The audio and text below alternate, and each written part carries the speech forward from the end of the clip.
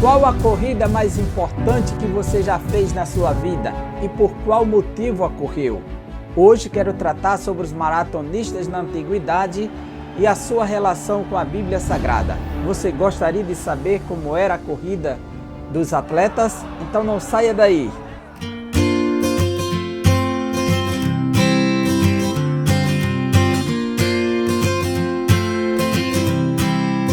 Seja bem-vindo, sou o professor Egivanildo Tavares e hoje quero falar dos corredores da antiguidade, pois os Jogos Olímpicos surgiram na Grécia Antiga por volta do 8º século a.C. Os Jogos Olímpicos aconteciam em estádio muito primário na antiguidade. Havia diversas modalidades de jogos como lançar disco, lançar dardos e corridas.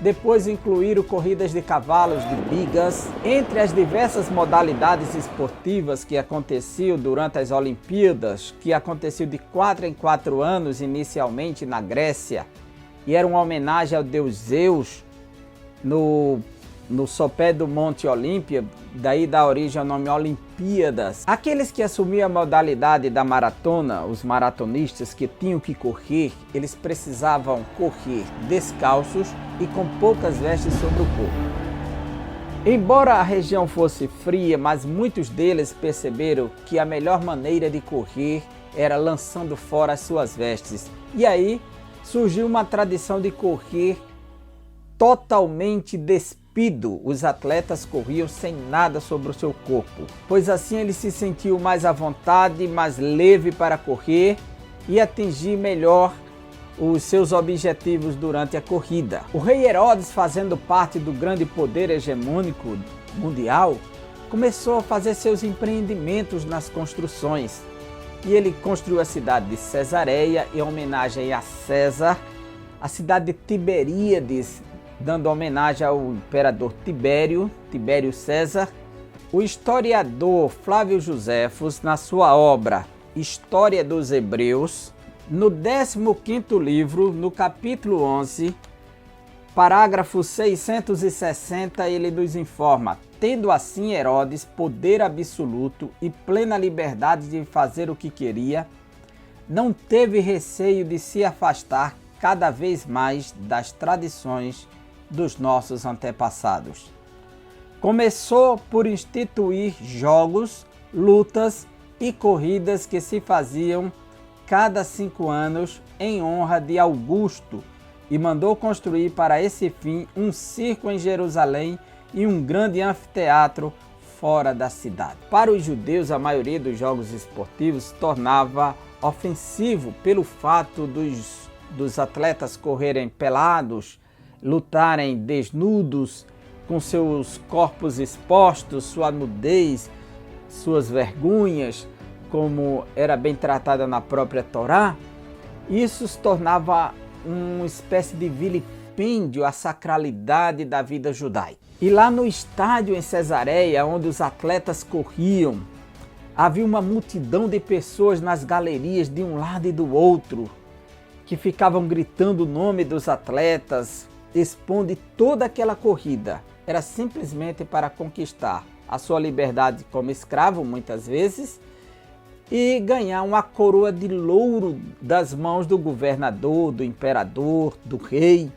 Essa era a sua recompensa. Enquanto ele corria, os gritos das multidões ecoavam aos seus ouvidos: avança, vá um pouco mais, continue. E essa motivação lhe impelia a correr e lutar pela sua liberdade. E é aqui que eu quero falar da maior corrida da nossa vida. E eu quero tomar por base um texto do escritor aos Hebreus. Nós falamos de Flávio Joséfo, História dos Hebreus, e agora vamos para a carta aos Hebreus que está na Bíblia Sagrada, capítulo 12. O capítulo 11 da carta aos Hebreus apresenta a galeria dos heróis da fé e apresenta os patriarcas, os pais da fé judaica, os juízes, os reis, todos aqueles que triunfaram pela fé, de alguma maneira. E que naquele momento que o escritor está escrevendo para uma comunidade cristã que está sendo perseguida, está vivendo momentos de dificuldades, de opressão, de hostilidade, então ele vai estimulá-los a avançarem pela fé, assim como aqueles heróis venceram pela fé, eles também poderão vencer pela fé. E aí ele toma uma figura aqui muito importante no capítulo 12 e diz assim, versículo 1 e 2. Portanto, nós também, pois que estamos rodeados de uma tão grande nuvem de testemunhas, deixemos todo o embaraço e o pecado que tão de perto nos rodeia e corramos com paciência a carreira que nos está proposta, olhando para Jesus, autor e consumador da fé, o qual, pelo gozo que lhe estava proposto, suportou a cruz, desprezando a afronta, e assentou-se à destra do trono de Deus. Veja o que diz o escritor. Assim como o corredor se lançava no estádio, rodeado de uma grande nuvem de pessoas ao seu redor, gritando, vai, avança, e muitos deles eram ex-corredores, eram ex-escravos que conquistaram a sua liberdade. Mas para isso eles precisavam se desprender do peso que estava sobre o seu corpo, ficar desnudo e avançar para conquistar a sua liberdade, o seu troféu. Aqueles que venceram pela fé estão dizendo, avança um pouco mais. Eu venci pela fé. Nós que estamos rodeados de uma tão grande nuvem de testemunhas, deixemos todo o embaraço. Assim como o atleta precisava se desprender de todo o embaraço sobre o seu corpo e o pecado que tão de perto nos rodeia, e corramos com paciência a carreira que nos está proposta, olhando para Jesus, autor e consumador da fé, o qual pelo gozo que lhe estava proposto. Veja que Cristo também fez a sua carreira, a sua corrida, mas ele sabia que havia uma proposta de gozo, de alegria, de prazer infindável, interminável. Diz aqui o texto sagrado, pelo gozo que estava proposto, suportou a cruz, desprezando a afronta, e assentou-se à destra do trono de Deus. Olha só, o escritor está dizendo para aqueles irmãos, para aquela igreja, que ele escreve, despreza a afronta, rejeita a hostilidade, abre mão de tudo aquilo que está querendo te impedir de caminhar, de correr, de avançar, que é obstacular a sua corrida, mesmo com os pés calejados, mesmo com a dificuldade, mesmo com o sol causticante, avança, olhando para o autor e consumador da fé.